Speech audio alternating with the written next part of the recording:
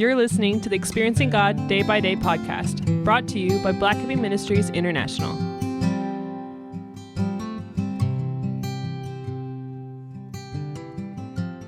March 15th. No exceptions to holiness. Exodus 4, verse 24. On the trip, at an overnight campsite, it happened that the Lord confronted him and sought to put him to death.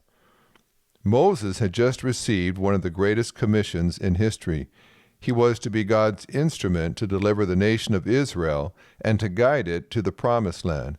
He was to lead them to become a kingdom of priests and a holy nation. Exodus 19, verse 6. Yet Moses had not obeyed all of God's commands himself, for he had never had his son circumcised. This was a long-standing command from God that Moses had ignored. God's response was to prepare to kill Moses.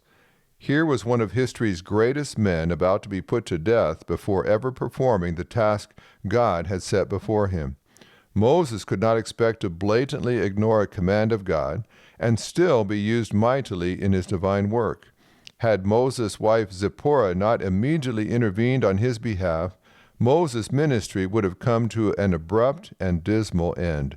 Moses learned that God makes no exceptions for holiness. When God sets forth a requirement of his people, he most certainly demands it of the leaders. God wanted to make Moses' life a highway of holiness through which he could bring redemption to millions of people. God had to make some significant adjustments in the life of Moses before he would use him to lead his people. Are you trying to serve God and yet ignore something he has told you to do? Are you living your life as if God does not notice your disobedience? Do you apply God's standards to yourself as rigorously as you apply them to others? This podcast is based on the book Experiencing God Day by Day by Henry and Richard Blackaby, published by B&H Publishing Group, music by Mark Brown.